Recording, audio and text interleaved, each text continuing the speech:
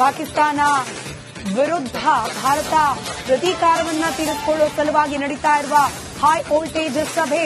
ಪಾಕಿಸ್ತಾನಕ್ಕೆ ಸಹಜವಾಗಿ ಭಯ ಶುರುವಾಗಿದೆ. ಘಟಾನುಘಟಿ ನಾಯಕರ ಜೊತೆಯಲ್ಲಿ ಮೋದಿ ಮೀಟಿಂಗ್ ನಡೆಸ್ತಾ ಇದ್ದಾರೆ. ಹೈ ವೋಲ್ಟೇಜ್ ಮೀಟಿಂಗ್ ನತ್ತ ಎಲ್ಲರ ಚಿತ್ತ ಇದೆ.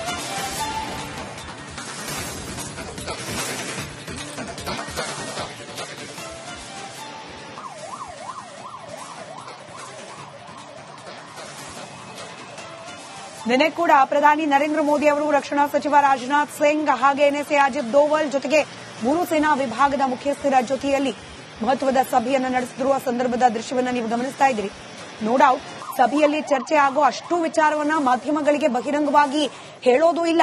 ಮಾಧ್ಯಮಗಳು ಅದನ್ನ ಅತಿ ಕ್ಯೂರಿಯಾಸಿಟಿಯಿಂದ ಮಾಹಿತಿಯನ್ನ ಕಲೆ ಹಾಕೋ ಪ್ರಯತ್ನ ಕೂಡ ಮಾಡೋದಿಲ್ಲ. ದೇಶದ ಇಂಟಿಗ್ರಿಟಿ ವಿಚಾರ ಬಂದಾಗ ಸೇನಾ ಮುಖ್ಯಸ್ಥರ ಜೊತೆಯಲ್ಲಿ ದೇಶದ ಪ್ರಧಾನಿ ನಡೆಸುವ ಮಾತುಕತೆ ಬಹಳ ಮುಖ್ಯದ್ದಾಗಿರುತ್ತೆ. ಜೊತೆಗೆ ಇದರ ಅಂಶಗಳು ಸೋರಿಕೆಯಾದ್ರೆ ಶತ್ರು ರಾಷ್ಟ್ರಕ್ಕೆ ಅನುಕೂಲ ಆಗೋ ಸಾಧ್ಯತೆ ಇರುತ್ತೆ.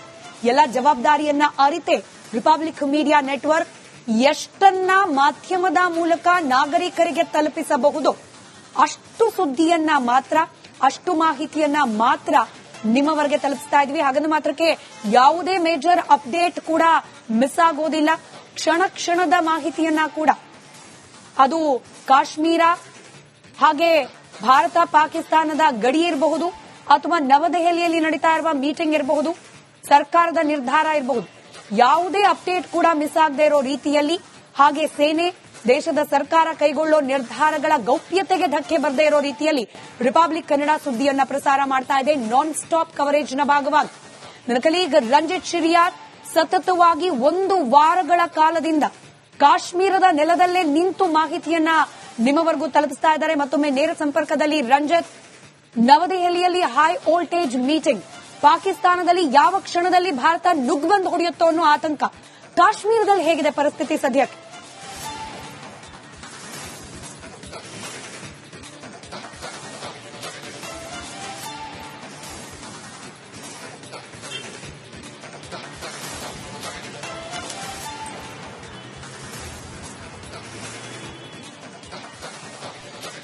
ಸ್ಮಿತಾ, ನೋಡಿ, ಕ್ಷಣ ಕ್ಷಣಕ್ಕೂ ಕೂಡ ಉದ್ವಿಗ್ನ ಪರಿಸ್ಥಿತಿ ನಿರ್ಮಾಣ ಆಗ್ತಾ ಇದೆ. ಮತ್ತೊಂದು ಕಡೆಯಲ್ಲಿ ಎನ್ಐಎ ಅಧಿಕಾರಿಗಳು ಈಗ ಪೆಹಲ್ಗಾಂವ್ನ ಬೈಸ್ರಾನ್ನ ಅಟ್ಯಾಕ್ ಆಯ್ತಲ್ಲ, ಆ ಸ್ಥಳಕ್ಕೆ ಈಗ ಅತ್ಯಾಧುನಿಕ ಉಪಕರಣಗಳೊಂದಿಗೆ ಆಗಮಿಸಿದ್ದಾರೆ. ನೋಡಿ, 3D ಮ್ಯಾಪಿಂಗ್ ಮಾಡೋದಕ್ಕೆ ಎನ್ಐಎ ಅಧಿಕಾರಿಗಳು ಬಂದಿದ್ದಾರೆ. ಎನ್ಐಎ ಅಧಿಕಾರಿಗಳ ತನಿಖೆಯಲ್ಲಿ ಬಯಲಾಗಿರುವಂತಹ ವಿಚಾರ ಅಂತ ಹೇಳಿದ್ರೆ, ಸುಮಾರು 4 ಜನ ಭಯೋತ್ಪಾದಕರು, 7 ಜನ ಇದ್ದಾರೆ. ಅದರಲ್ಲಿ 4 ಜನ, ಅದರಲ್ಲಿ 2 ಸೇನಾ ವಸ್ತ್ರವನ್ನ ಧರಿಸಿ ಅಟ್ಯಾಕ್ ಮಾಡಿದ್ರು ಅನ್ನೋದು. 3 ಜನ ಅಲ್ಲಿ ಫುಡ್ ಕೌಂಟರ್ ಹತ್ರ ನಿಂತ್ಕೊಂಡು ಕಾಯ್ತಾ ಇದ್ರು. ಇನ್ನೊಬ್ಬ ಭಯೋತ್ಪಾದಕ ಆ 3 ಜನರಿಗೆ ಗಾರ್ಡ್ ಮಾಡ್ತಾ ಇದ್ದ. ಆಗಮನ ಮತ್ತೆ ನಿರ್ಗಮನ 2 ದ್ವಾರಗಳಲ್ಲಿ ನಿಂತ್ಕೊಂಡಿದ್ರು. ಮೊದಲು ನಿರ್ಗಮನ ದ್ವಾರದಲ್ಲಿ ಫೈರಿಂಗ್ ಆಗುತ್ತೆ. ಆ ನಂತರ ಎಲ್ಲರೂ ಕೂಡ ಪ್ರವೇಶ ದ್ವಾರ, ಅಂದ್ರೆ ಬೈಸರನ್ ವ್ಯಾಲಿಗೆ ಬರುವಂತ ಪ್ರವೇಶ ದ್ವಾರ ಇದೆಯಲ್ಲ, ಅಲ್ಲಿ ಕುದುರೆ ಮೂಲಕ ಬರಬೇಕಲ್ಲ, ಆ ದ್ವಾರದ ಹತ್ರ ಎಲ್ಲರೂ ಕೂಡ ಓಡ್ ಹೋಗ್ತಾರೆ. ಆಗ ಅಲ್ಲಿದ್ದಂತ 3 ಜನ ಅಟ್ಯಾಕ್ ಮಾಡ್ತಾರೆ. ಅಟ್ಯಾಕ್ ಮಾಡಿದಾಗ ಅಲ್ಲಿ ಇದ್ದಂತ ಪ್ರವಾಸಿಗರಿಗೆ ಓಡ್ ಹೋಗೋದಕ್ಕೆ ಅವಕಾಶಗಳೇ ಇರೋದಿಲ್ಲ. ದಿಕ್ಕಾಪಾಲಾಗಿ ಚೀರ್ತಾ ಕೂಗ್ತಾ ಓಡ್ತಾರೆ. ಇದೆಲ್ಲವೂ ಕೂಡ ಈಗ ಎನ್ಐಎ ಅಧಿಕಾರಿಗಳ ತನಿಖೆಯಲ್ಲಿ ಒಂದೊಂದೇ ಬಯಲಾಗ್ತಾ ಇದೆ. ಸುಮಾರು 100 ಜನ ಪ್ರತ್ಯಕ್ಷದರ್ಶಿಗಳು ಅಥವಾ 100 ಜನ ಅಲ್ಲಿನವರನ್ನ ಈಗ ವಿಚಾರಣೆ ಮಾಡಿದ್ದಾರೆ. 15 ಜನ ಈ ದಾಳಿಗೆ ಸಹಕಾರ ಕೊಟ್ಟಂತ ಭಯೋತ್ಪಾದಕರಿಗೆ ಸಹಕಾರ ಕೊಟ್ಟಂತ 15 ಜನರನ್ನ ವಶಕ್ಕೆ ಪಡ್ಕೊಂಡು ವಿಚಾರಣೆ ಮಾಡ್ತಾ ಇದ್ದಾರೆ. ಎಫ್ಎಸ್ಎಲ್ ತಂಡವೂ ಕೂಡ ಬಂದಿದೆ. ಕೆಲವೊಂದಿಷ್ಟು ಟೆಕ್ನಿಕಲ್ ಮಾಹಿತಿಯನ್ನ ಪಡ್ಕೊಂಡಿದ್ದಾರೆ. ಹಾಗೆ ಅಲ್ಲಿನ ಸ್ಥಳೀಯ ಫೋಟೋಗ್ರಾಫರ್ ಒಬ್ಬ ಮಾಡಿರುವಂತಹ ವಿಡಿಯೋ ಆಧಾರದ ಮೇಲೆ ಕೆಲವರನ್ನ ಈಗ ಬಂಧನ ಮಾಡಲಾಗಿದೆ. ಅಲ್ಲಿ ಜಿಪ್ ಲೈನ್ ಚಲಾಯಿಸ್ತಾ ಇದ್ದಂತ ಅಥವಾ ಆಪರೇಟ್ ಮಾಡ್ತಾ ಇದ್ದಂತ ಇನ್ನೊಬ್ಬ ಆತಂಕಿತ, ಆತನನ್ನು ಕೂಡ ವಶಕ್ಕೆ ಪಡ್ಕೊಂಡಿದ್ದಾರೆ. ಆತ ಅಲ್ಲಾಹು ಅಕ್ಬರ್ ಅಂತೇಳಿ ಕೂಗಿದಂತ ವ್ಯಕ್ತಿ. ಒಟ್ಟಾರೆ ಕಾರ್ಯಾಚರಣೆಯ ಭಾಗವಾಗಿ ಈ ಹೊತ್ತಿಗೆ ಈಗ ಬೈಸರನ್ನ ವ್ಯಾಲಿ ಇದೆಯಲ್ಲ, ಆ ವ್ಯಾಲಿಗೆ ಎನ್ಐಎ ಅಧಿಕಾರಿಗಳ ತಂಡ ಆಗಮಿಸಿ ಈಗ ತನಿಖೆಯನ್ನ ಮಾಡ್ತಾ ಇದ್ದಾರೆ. 3D ಮ್ಯಾಪಿಂಗ್ ಮಾಡೋ ಮೂಲಕ ಇನ್ನಷ್ಟು ಈ ಪ್ರಕರಣದಲ್ಲಿ ಅಥವಾ ಅಟ್ಯಾಕ್ ನಲ್ಲಿ ಆದಂತಹ ಹಾನಿ ಮತ್ತೆ ಅದಕ್ಕೆ ಕಾರಣರಾದವರು ಹೇಗೆಲ್ಲ ಮಾಡಿದ್ರು ಅನ್ನೋದ್ರ ಬಗ್ಗೆ ಮಾಹಿತಿಯನ್ನು ಪಡ್ಕೊಳ್ತಾ ಇದ್ದಾರೆ. ಸ್ಮಿತಾ, ಈ ಭಯೋತ್ಪಾದಕರು ಚೀನಾದ ನಿಷೇಧಿತ ಆಪ್ ಅನ್ನ ಬಳಸಿ, ತಂತ್ರಜ್ಞಾನವನ್ನ ಬಳಸಿ ಇವರು ಅಟ್ಯಾಕ್ ಮಾಡಿದ್ರು ಅನ್ನೋದ್ರ ಬಗ್ಗೆ ಮಾಹಿತಿ ಲಭ್ಯ ಆಗಿದೆ. ಮತ್ತೆ ಪೂರ್ವ ನಿಯೋಜಿತವಾಗಿ ಇವರು ಅಟ್ಯಾಕ್ ಮಾಡಿದ್ರು ಅನ್ನೋದ್ರ ಬಗ್ಗೆಯೂ ಕೂಡ ಮಾಹಿತಿ ಲಭ್ಯ ಆಗಿದೆ.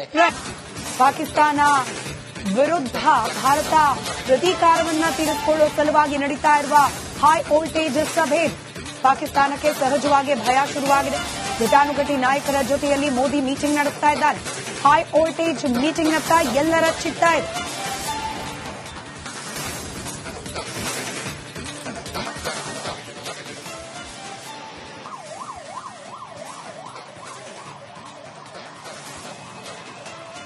ನಿನ್ನೆ ಕೂಡ ಪ್ರಧಾನಿ ನರೇಂದ್ರ ಮೋದಿ ಅವರು ರಕ್ಷಣಾ ಸಚಿವ ರಾಜನಾಥ್ ಸಿಂಗ್ ಹಾಗೆ ಎನ್ಎಸ್ಎ ಅಜಿತ್ ದೋವಲ್ ಜೊತೆಗೆ 3 ಸೇನಾ ವಿಭಾಗದ ಮುಖ್ಯಸ್ಥರ ಜೊತೆಯಲ್ಲಿ ಮಹತ್ವದ ಸಭೆಯನ್ನು ನಡೆಸಿರುವ ಸಂದರ್ಭದ ದೃಶ್ಯವನ್ನು ನೀವು ಗಮನಿಸ್ತಾ ಇದ್ದೀರಿ.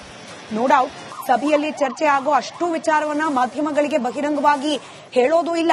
ಮಾಧ್ಯಮಗಳು ಅದನ್ನ ಅತಿ ಕ್ಯೂರಿಯಾಸಿಟಿಯಿಂದ ಮಾಹಿತಿಯನ್ನ ಕಲೆ ಹಾಕೋ ಪ್ರಯತ್ನ ಕೂಡ ಮಾಡೋದಿಲ್ಲ. ದೇಶದ ಇಂಟಿಗ್ರಿಟಿ ವಿಚಾರ ಬಂದಾಗ ಸೇನಾ ಮುಖ್ಯಸ್ಥರ ಜೊತೆಯಲ್ಲಿ ದೇಶದ ಪ್ರಧಾನಿ ನಡೆಸುವ ಮಾತುಕತೆ ಬಹಳ ಮುಖ್ಯದ್ದಾಗಿರುತ್ತೆ. ಜೊತೆಗೆ ಇದರ ಅಂಶಗಳು ಸೋರಿಕೆಯಾದ್ರೆ ಶತ್ರು ರಾಷ್ಟ್ರಕ್ಕೆ ಅನುಕೂಲ ಆಗೋ ಸಾಧ್ಯತೆ ಇರುತ್ತೆ.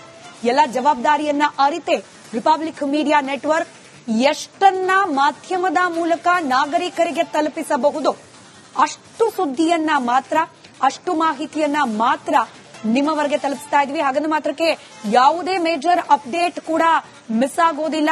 ಕ್ಷಣ ಕ್ಷಣದ ಮಾಹಿತಿಯನ್ನ ಕೂಡ, ಅದು ಕಾಶ್ಮೀರ ಹಾಗೆ ಭಾರತ ಪಾಕಿಸ್ತಾನದ ಗಡಿ ಇರಬಹುದು ಅಥವಾ ನವದೆಹಲಿಯಲ್ಲಿ ನಡೀತಾ ಇರುವ ಮೀಟಿಂಗ್ ಇರಬಹುದು, ಸರ್ಕಾರದ ನಿರ್ಧಾರ ಇರಬಹುದು, ಯಾವುದೇ ಅಪ್ಡೇಟ್ ಕೂಡ ಮಿಸ್ ಆಗದೆ ಇರೋ ರೀತಿಯಲ್ಲಿ, ಹಾಗೆ ಸೇನೆ ದೇಶದ ಸರ್ಕಾರ ಕೈಗೊಳ್ಳೋ ನಿರ್ಧಾರಗಳ ಗೌಪ್ಯತೆಗೆ ಧಕ್ಕೆ ಬರದೇ ಇರೋ ರೀತಿಯಲ್ಲಿ ರಿಪಬ್ಲಿಕ್ ಕನ್ನಡ ಸುದ್ದಿಯನ್ನ ಪ್ರಸಾರ ಮಾಡ್ತಾ ಇದೆ. ನಾನ್ ಸ್ಟಾಪ್ ಕವರೇಜ್ನ ಭಾಗವಾಗಿ ನನ್ನ ಕಲೀಗ್ ರಂಜಿತ್ ಶಿರಿಯಾರ್ ಸತತವಾಗಿ 1 ವಾರಗಳ ಕಾಲದಿಂದ ಕಾಶ್ಮೀರದ ನೆಲದಲ್ಲೇ ನಿಂತು ಮಾಹಿತಿಯನ್ನ ನಿಮ್ಮವರೆಗೂ ತಲುಪಿಸ್ತಾ ಇದ್ದಾರೆ. ಮತ್ತೊಮ್ಮೆ ನೇರ ಸಂಪರ್ಕದಲ್ಲಿ ರಂಜಿತ್, ನವದೆಹಲಿಯಲ್ಲಿ ಹೈ ವೋಲ್ಟೇಜ್ ಮೀಟಿಂಗ್, ಪಾಕಿಸ್ತಾನದಲ್ಲಿ ಯಾವ ಕ್ಷಣದಲ್ಲಿ ಭಾರತ ನುಗ್ಗು ಹೊಡೆಯುತ್ತೋ ಅನ್ನೋ ಆತಂಕ, ಕಾಶ್ಮೀರದಲ್ಲಿ ಹೇಗಿದೆ ಪರಿಸ್ಥಿತಿ ಸದ್ಯಕ್ಕೆ?